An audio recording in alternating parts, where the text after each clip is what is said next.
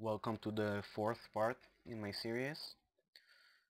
This time I've finished the winning conditions, which are the orange, uh, light blue and gray areas, and made a pretty much playable product.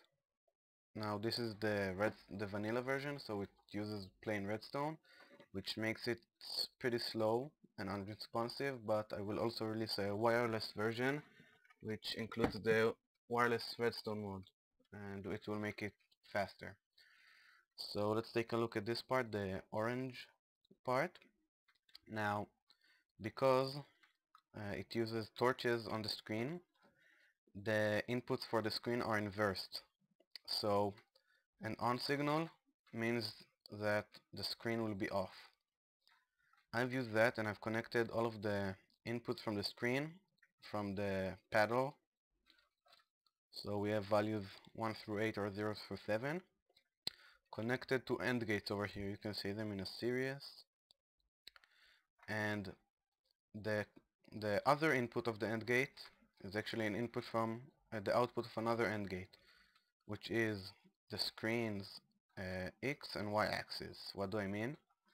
When the ball reaches the highest position or lowest, depending how you look at it, which means where the red paddle should hit it, it activates the lower part of the AND gate for each of the height of the ball's location. And if the ball is both on the last line of the screen and on a certain x-axis, y-axis I mean, then the corresponding AND gate will light up. And that AND gate leads to the one with the paddle, which means if the ball is on, I'll give an example. If the ball hits in this position, which is the leftmost part of the ball screens, and some y-axis, it's 2, it's 1 actually, and the paddle is not here, then we will get a positive input, which means the game should end because the player lost. And all of the AND gates come together to this OR gate, or just a crossing, and through a long wire transfers over to the gray part. The light blue part does the same for the left paddle, and it's elevated because the clock comes under it. Same concept. You can see here the AND gate for the ball, the X and Y positions, and here are the AND gates for the paddle. And it connects to the gray part. Now the gray part is made up of a vertical RS NOR latch, and when the player loses, one player loses, it will turn on like now. It's on, you can see, and this sends a signal first to the clocks, a signal which retracts the pistons and stops the clocks. And in addition, this is a monostable circuit, which means once this part's powered up, this part shuts it off immediately, sending a short pulse. And that short pulse comes into the T flip-flops, and these flip-flops, this design actually functions as a latch as well. So basically it resets the ball's position. This is the x-axis, y-axis is done over here.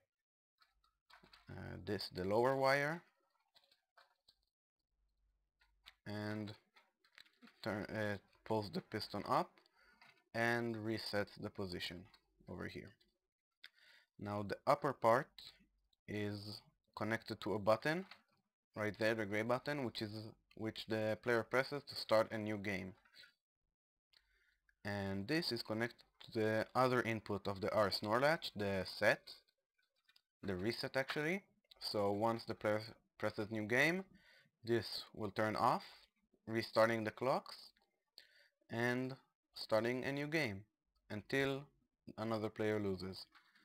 Now, because this is a very simple mechanism, if you start the game and the ball is still in a bad position, in a losing position, the game will end immediately, but I plan to fix that in the upcoming versions.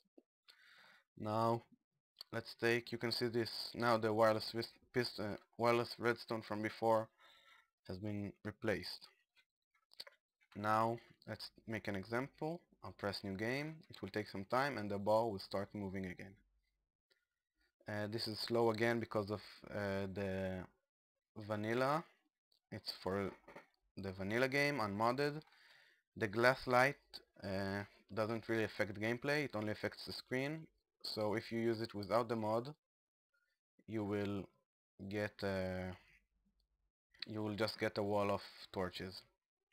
Now you can see that it goes up here because it reset, because the ball hit on the second lowest place and my paddle wasn't there.